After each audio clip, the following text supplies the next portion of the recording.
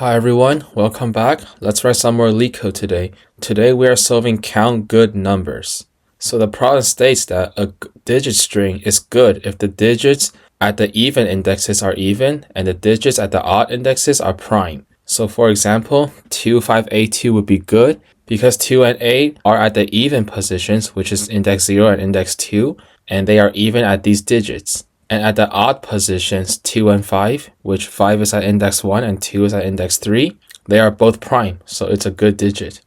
And finally, given the integer n, we want to return a total number of good digit strings of length n. And since the answer may be large, we want to return it by modulo 10 to the 9th power plus 7. So if we look at this example, if there's only one digit, then there's 5 even numbers in index 0, so we can return 5. And the 5 possibilities are 0, 2, 4, 6, and 8. If n is equal to 4, there will be 400 of them. I can explain how we can solve that later. And if n is 50, there will be this many possible outputs.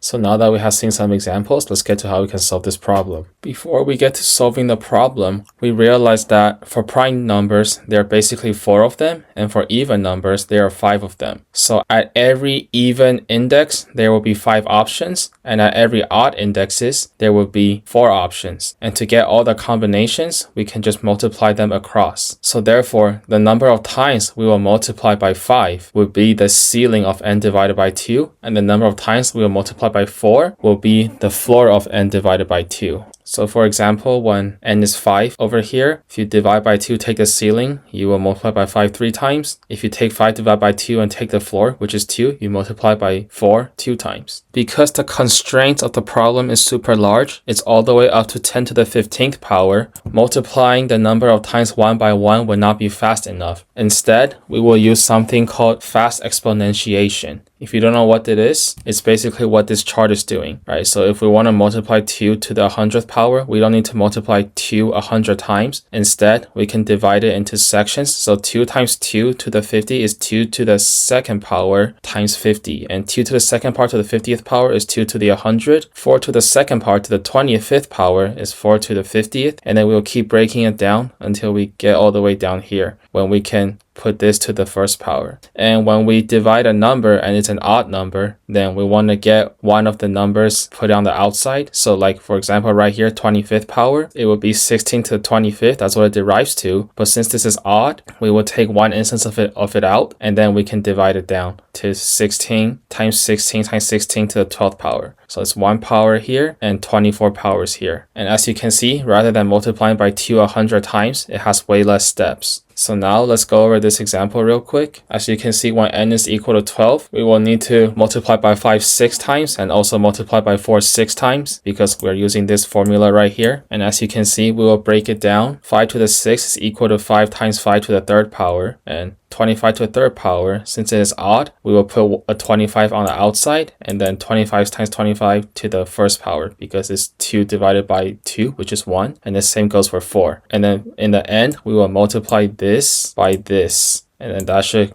give us this as the result. So the time complexity will be O of log n, because rather than going through each n one by one, we are dividing by 2 at each iteration, so it will be log n time. And the space complexity would be O of 1 because we are not using any extra space. So now let's get to the coding part. So first we will define mod, so it will be 10 to the 9th power plus 7.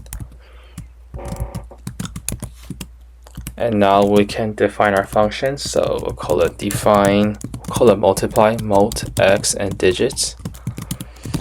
And result will equal to 1, and while the number of digits is greater than 0, if it is odd, then we will put the result on the outside, so result equals result times x, and modulo by mod just in case. And at each iteration, we want to multiply x by x itself to increase the multiplying power, and we also need to divide the number of digits by 2. And then we can continue that and then return result. So the function's parameters that we need is 5 with the ceiling of n divided by 2 times multiply by 4 and the floor division of n divided by 2.